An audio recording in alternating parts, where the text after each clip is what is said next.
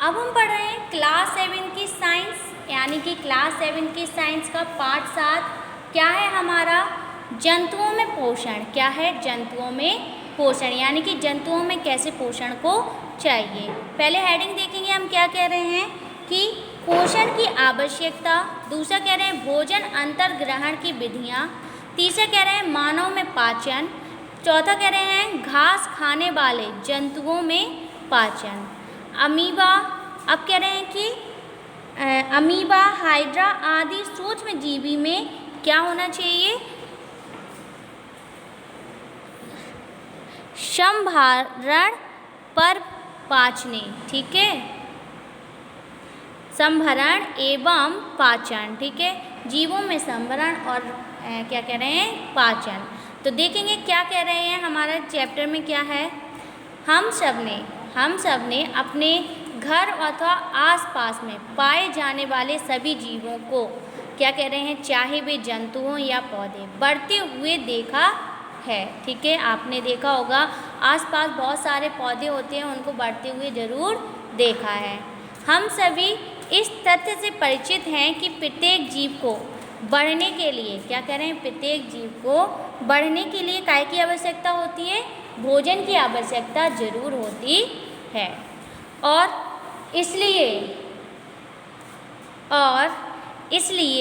सभी क्या कह रहे हैं, सभी वह अनिवार्य रूप से भोजन ग्रहण करते हैं। तो क्या कह रहे हैं, सभी अनिवार्य रूप से भोजन ग्रहण करते हैं। आपने विभिन्न जंतुओं को, क्या कह रहे हैं, आपने विभिन्न जंतुओं को भोजन ग्रहण करते हुए अवश्य देखा है, बहुत सारे जंतुओं को खाना खाते हुए देखा ही होगा। ठीक है, तो जंतु, और क्या कह रहे हैं, जंतु अपने से छोटे जंतुओं को, कीड़े मकोड़े को तथा कुछ अन्य जंतु घास अन्य छोटे पौधों को, फल फूल पत्तियों आदि को अपने भोजन के रूप में ग्रहण करते हैं। क्या कह रहे हैं, जीवों द्वारा ग्रहण करने और इसे पचाने की क्रिया को क्या कहते हैं, पोषण कहते हैं।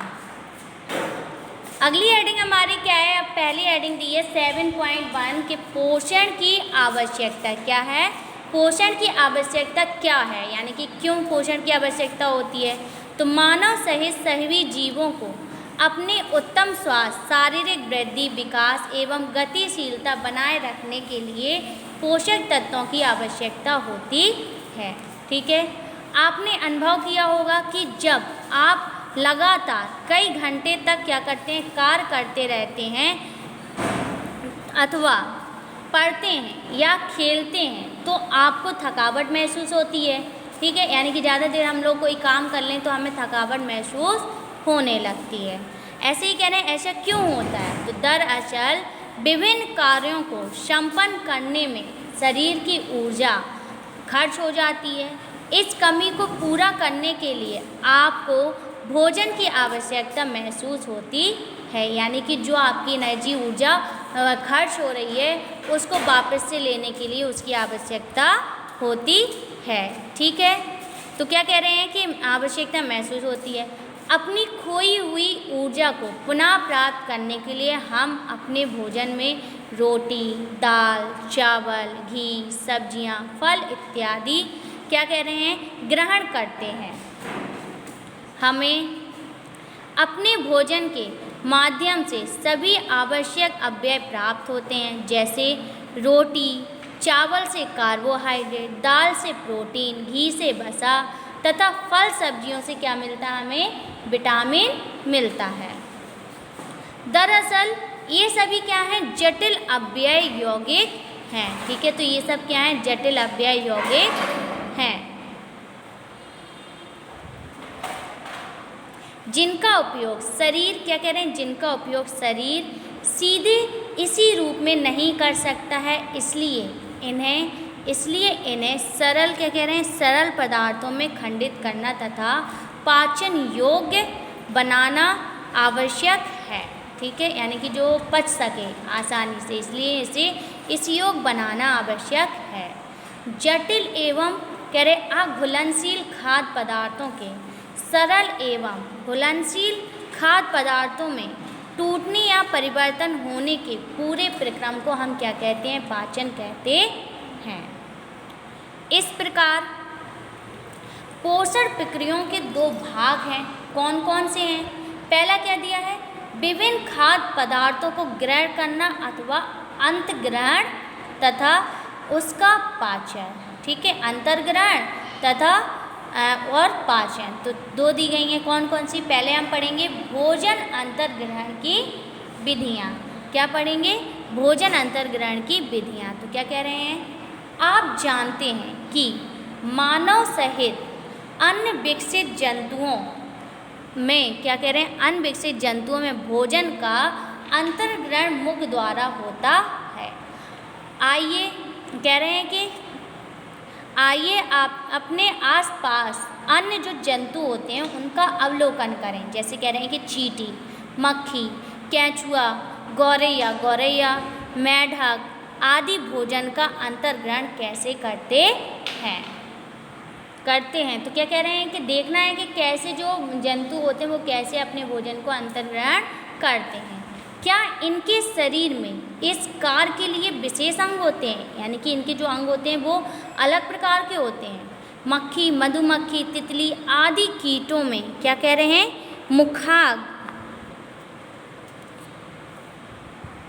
मुखाग्र विशेष प्रकार के होते हैं। टिड्डे में क्या कह रहे हैं? टिड्डी में जो होते हैं वो पैने मुखाग्र तथा मधुमक्खी में भी पैने मुखाग्र होते हैं। ठीक है, तितली आदि में लंबी क्या होती है? नलिका समान संरचना। एक मतलब पाइप का होता है जिससे वह रस को चूसती है। तो कैसे है? नलिका समान संरचना भोजन ग्रहण करने में सहायक होती है। यानी कि सही है कि इनमें जो भोजन ग्रहण करने की क्षमता होती है और या उनका जो मुंह होता है वो कैसा होता है? अलग अलग प्रकार का होता है। ठीक, अब क्या कह रहे हैं? सरीसृप यानी कि सर्प, सरीसृप वर्ग के जंतु जैसे छिपकली के दांत, क्या कह रहे हैं? छिपकली के दांत मुड़े तथा नुकीले होते हैं। लेकिन आज तक हमने नहीं देखे छिपकली के दांत। तो क्या कह रहे हैं? सरीसृप वर्ग के जंतु जैसे छिपकली के दांत मुड़े तथा कैसे होते? नुकीले होते हैं। इनमें चबाने वाले दांत नहीं पाए जाते हैं क्योंकि ये भोजन को सीधा क्या कर लेते हैं? निगल जाते हैं। ठीक है, स्तनधारी के दांत काटने, फाड़ने तथा चबाने के अनुरूप होते हैं।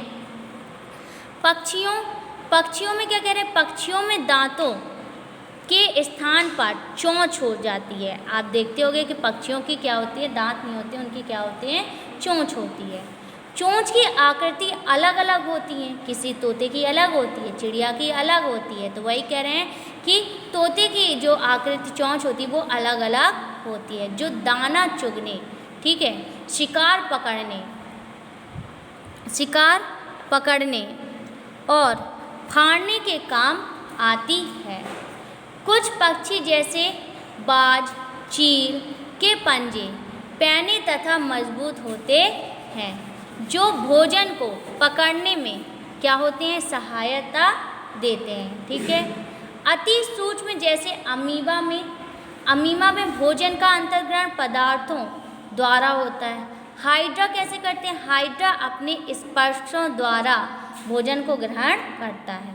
ठीक है, क्या आप जानते हैं कि जंतुओं द्वारा, क्या कह रहे हैं? जंतुओं द्वारा ग्रहण किए गए इस भोजन का पाचन कैसे होता है? तो आइए जानें कि अंतर्ग्रहण के पश्चात पाचन कार्य किस प्रकार संपन्न होता है।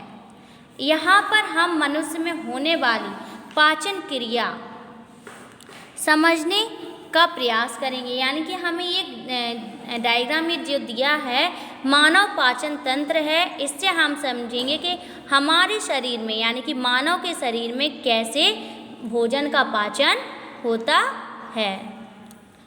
तो क्या कह रहे हैं? मनुष्यों में मुख्य द्वार ग्रहण किया गया। मनुष्यों में क्या किया गया है? मुख्य द्वार ग्रहण किया गया। भोजन एक लंबी नलिका से, क्या कह रहे हैं? भोजन एक लंबी नलिका से गुजरता है जिसे आहार नाल कहते हैं। यानी कि इंग्लिश में हम कहें तो ओइसोफेगस कहते हैं या फिर फूड पाइप कहते हैं, और हिंदी में क्या कहते हैं, आहार नाल, यानी कि जो एक अपने अंदर पाइप होती है जो कहाँ पे लीवर से जुड़ी हुई होती है, यानी कि ये आपको दिख रही है आहार नाल, ये जो पाइप गया है ये वाला, ठीक है। अब कह रहे हैं कि मुख गुहा कहाँ होती है, मुंह में। ग्रास नली, ये जो आपकी ये आ रहा है जहाँ से भोजन आ रहा है, ये क्या है, ग्रास नली है, ठीक। अब अमाशय कहाँ पे दिया है आपको, ये दिया है जो लीवर है, ठीक है, ये अमाशय, सॉरी ये अमाशय यानी कि स्टोमच। फिर कह रहे हैं छोटी आंत कौन सी होती है, जो ये घुंटी से पाइप बने स्प्रिंग की तरह, ये होती है छोटी आंत, और जो इसके चारों तरफ हैं ये क्या है, बड़ी आंत, ठीक। तो कह रहे हैं कि मलाशय, फिर लास्ट में हमें दिया है मलाशय, और फिर क्या दिया है, गुदा या मलद्वार, ठीक है, जहाँ से वेस्ट प्रोडक्ट बाहर होता है। आहार नाल के विभिन्न भाग हैं, क्या कह रहे हैं कि आहार नाल के विभिन्न भागों में भोजन के विभिन्न अवयवों का पाचन निम्नलिखित प्रकार से होता है। मुख से मुख गुहा में आते ही भोजन को क्या कह रहे हैं, दांतों की सहायता से तोड़ा और चबाया जाता है। आपने अनुभव किया होगा कि आपके मुख में सभी दांतों की संरचना और कार्य समान नहीं होते हैं। मनुष्य में 4 प्रकार के दांत होते हैं, कौन से होते हैं, हमने 4 प्रकार के पढ़ाए। इसमें हिंदी में पढ़ेंगे कृंतक यानी कि काटने का कार्य, रदनक यानी कि फाड़ने का कार्य,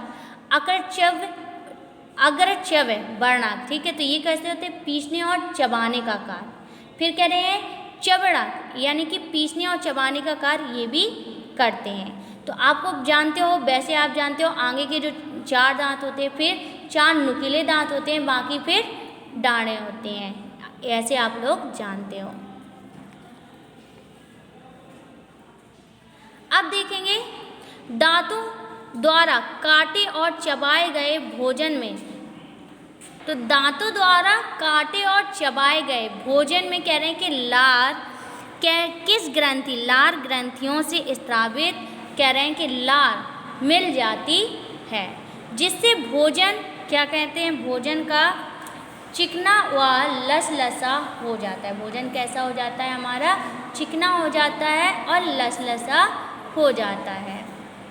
अब क्या कह रहे हैं, क्या आपने अनुभव किया है कि रोटी को ज़्यादा देर तक चबाने से वह मीठी क्यों लगने लगती है, तो क्यों लगने लगती है, ऐसा क्यों होता है।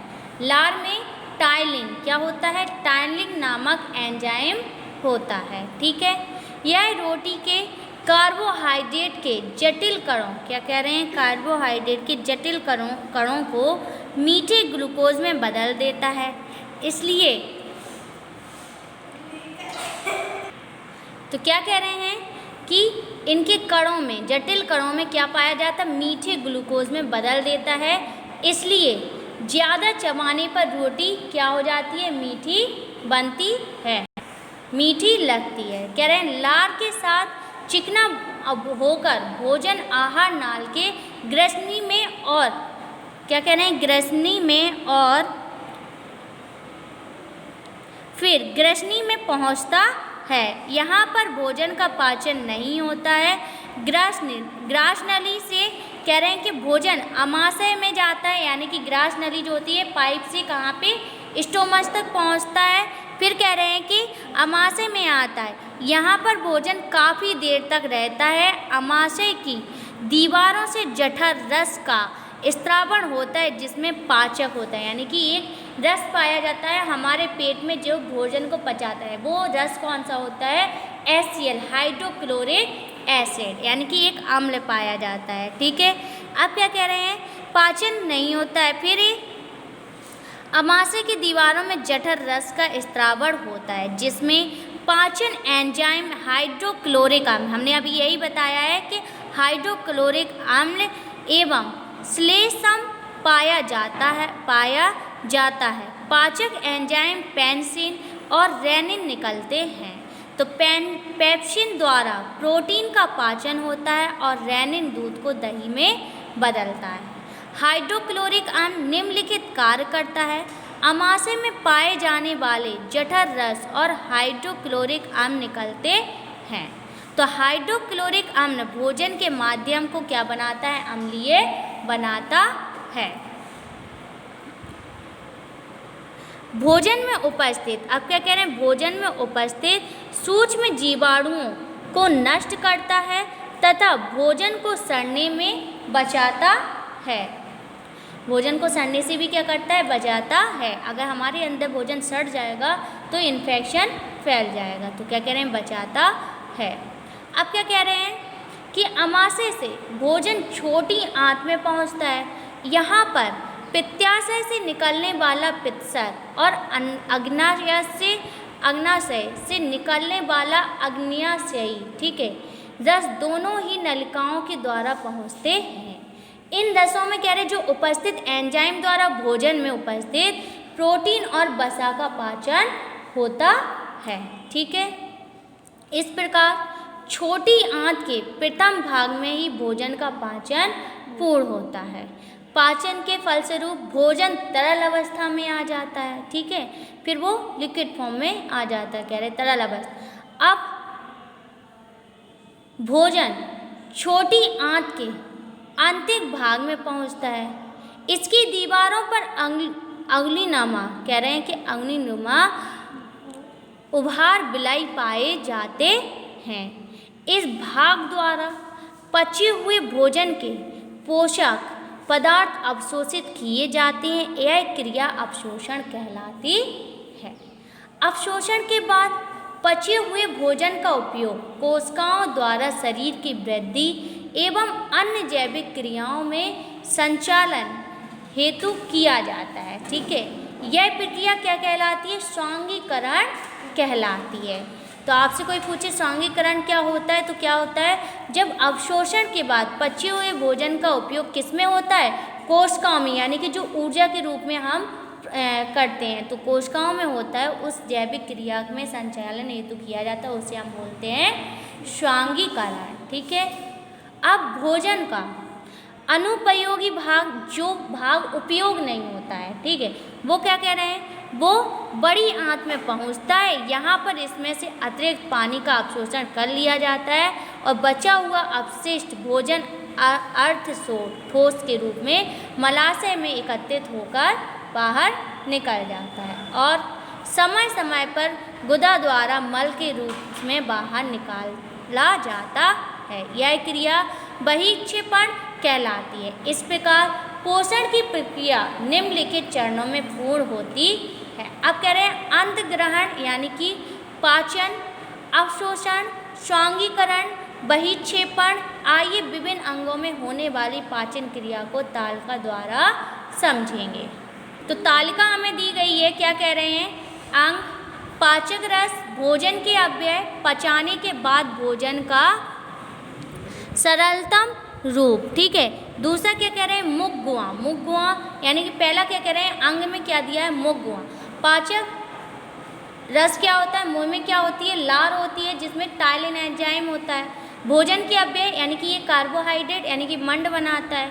पचाने के बाद भोजन का सरलता, ये कैसा? जब ये पूरी तरीके से पिस जाता है, चिकना हो जाता है, तो इसको हम बोलते हैं माल्टोस। क्या बोलते हैं?